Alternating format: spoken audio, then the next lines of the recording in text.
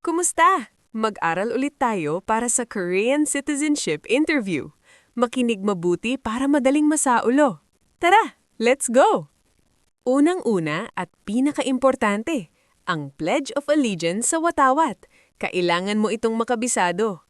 Pakinggan mo ang Korean text at sabayan mo ako. 나는 자랑스러운 태극기 앞에 자유롭고 정의로운 대한민국의 무궁한 영광을 위하여 충성을 다할 것을 굳게 다짐합니다. Para mas madali, himayin natin ang English meaning. 자랑스러운 ay proud. 자유롭고 ay liberty o freedom. 정의로운 ay righteous. 무궁한 ay eternity o infinite. 영광 ay honor o glory. 충성 ay fidelity o loyalty. At 다짐합니다 ay pledge o promise. Pangalawa, ang pambansang awit ng Korea, ang 애국가. Kinumpos ito ni An Ek-tae noong 1936. Himayin natin ang 4 na verses nito para madaling maintindihan. First verse, 동해물과 백두산이 마르고 닳도록 하느님이 보호하사 우리나라 만세.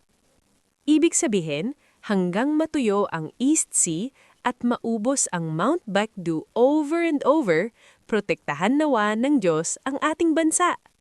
Second verse, 남산 위에 저소나무 철갑을 두른 듯 바람소리 불변함은 우리 기상 일세. Parang pine tree sa Mount Mamsan na nakasuot ng armor. Kahit may gust of wind o frost, hindi ito magbabago. Unchangeable constancy.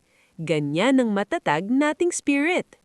Third verse, 가을 하늘 공활한데 높고 구름 없이 밝은 달은 우리 가슴 일편단심 일세. Ang autumn sky ay high and clear. Ang maliwanag na buwan na walang ulap ay nagsisimbolo sa ating tapat at sincere na puso. Fourth verse, 이기상과 이맘으로 충성을 다하여 괴로우나 즐거우나 나라 사랑하세. Gamit ang spirit at pusong ito, ibigay natin ang ating loyalty. Kahit painful o masaya, mahalin natin ang ating bansa. Refrain o huryom at ang chorus na inuulit-ulit. 무궁화 삼촌, 리화려, 강산대한, 사람대한으로, 기리보존, 하세. Ang the whole land of Korea na may national flower na mugunghwa, i-preserve natin forever, for good. Pangatlo, ang national flower ay ang mugunghwa. Ito ang bulaklak na namumulaklak magpakailanman at hindi nalalanta. Pang-apat, ang capital city ay Seoul. Ito ang sentro ng politika, administration, economy, culture, at transportation. Ang liit-liit lang ng surface area ng Seoul, wala pang 1% ng buong Korea. Pero 1/5 ng buong populasyon ay nandito, kaya may mga problema sa traffic, pabahay at environment. Panghuli, kilalanin natin ang mga importanteng president na dapat mong tandaan.